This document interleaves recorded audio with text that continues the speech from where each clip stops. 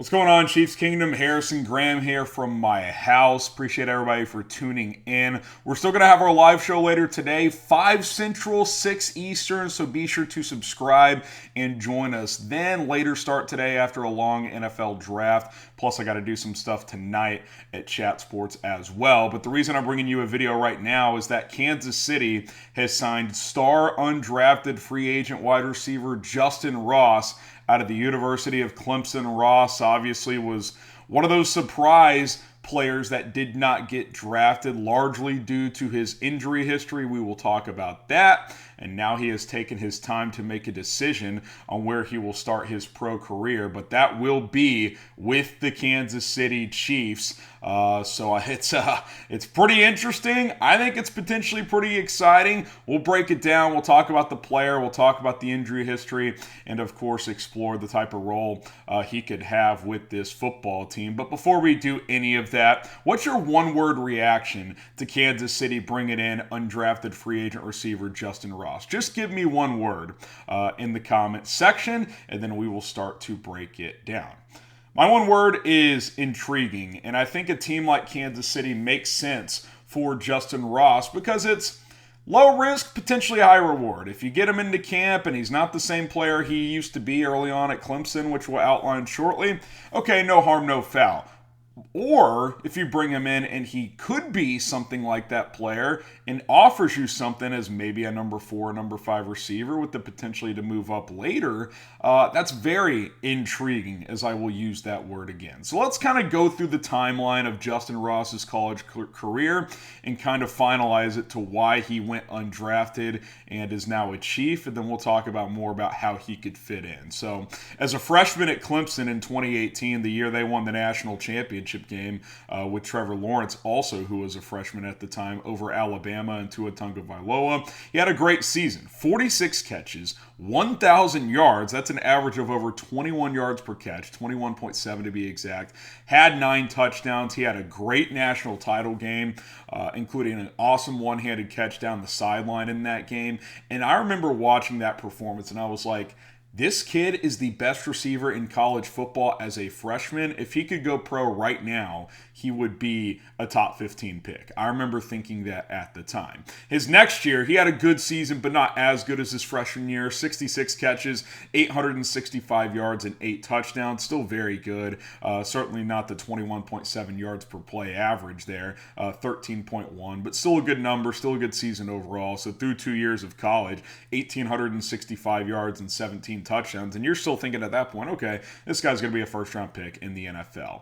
But then disaster started to strike for Justyn Ross because he dealt with a bit of a hip injury in 2019. Only missed 1 game, but I think that hindered him a little bit that season. But more importantly, he dealt with a neck injury in practice before the 2020 season, and that caused him to miss the entire season. He had a prior injury of stingers before that, but this one was a problem to the point that it was a bulging disc that turned into more, and he had to have surgery on it, a neck fusion. You use that word fusion. You know, Tiger Woods on the PGA Tour had a back fusion. When you have to do that, I mean, that's kind of the last resort. You don't want to have those type of surgeries on your back, on your neck, unless you pretty much have no choice, especially for a young athletic player of Justyn Ross at 20 years old or so at the time, having to go through that. Very tough. So he missed all of 2020.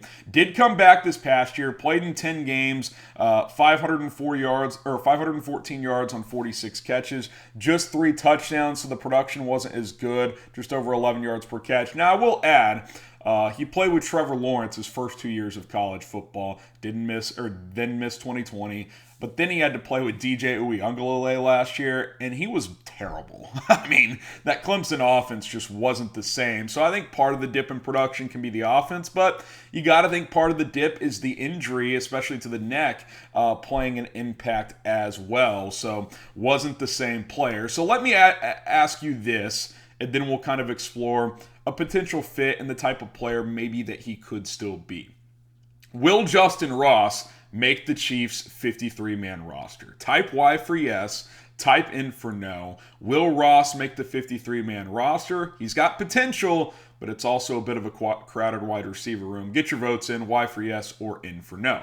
I do want to take a quick look at some other injuries he's had in his career, including going back to high school. Had an MCL sprain as a sophomore. Also tore his ACL playing basketball back in 2015 as well. He obviously recovered from that nicely as he was able to have an impact in college at Clemson. But then here in 2021, part of the lower production too, he missed 3 games with a stress fracture in his foot, to the point where he ended up having surgery on that as well. So neck surgery, right knee surgery for the ACL, foot surgery also. That's 3 fairly significant surgeries since 2015. None more important than the neck, obviously. Did not test well. Didn't even run the 3-cone. Tom Downey at Chat Sports, our drafting analyst, he actually told me that he heard some whispers that his practice 3-cone drills were so bad and so slow. That's why he didn't run an official one. That's a red flag. The quickness isn't there. But we'll see. He obviously has talent. He obviously has really good skills. But you wonder if that skill and that talent is still in there somewhere. I mean, it's been quite a while since we've seen him play at a very, very high level. Can he reach that level again? Maybe. I'd like to hope so. I thought he was worthy of getting drafted in the 5th, 6th, or 7th round. I did not think he would go in the first 4 rounds due to his injury history and due to the lack of production as his career progressed. But again, you go back to that 2018 tape and even some in 2019, you're like, damn, this guy is going to be a star in the NFL. But 2018 and 2019 is 3 or 4 years ago. But I also will say this. I think this is why the Chiefs signing Justyn Ross is actually the perfect fit.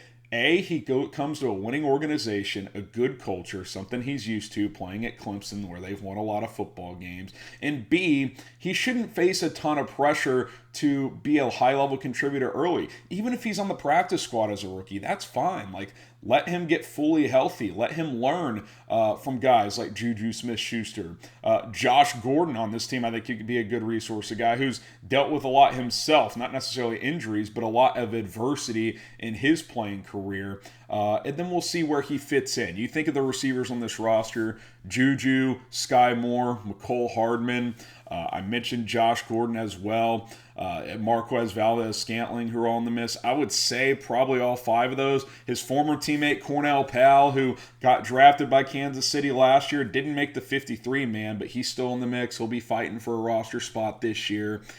So making the roster will be tough, but if he can flash some of that earlier in college greatness that we saw from him just 2, 3, 4 years ago, then maybe, just maybe, he'll have a chance to make this football team. I'm intrigued.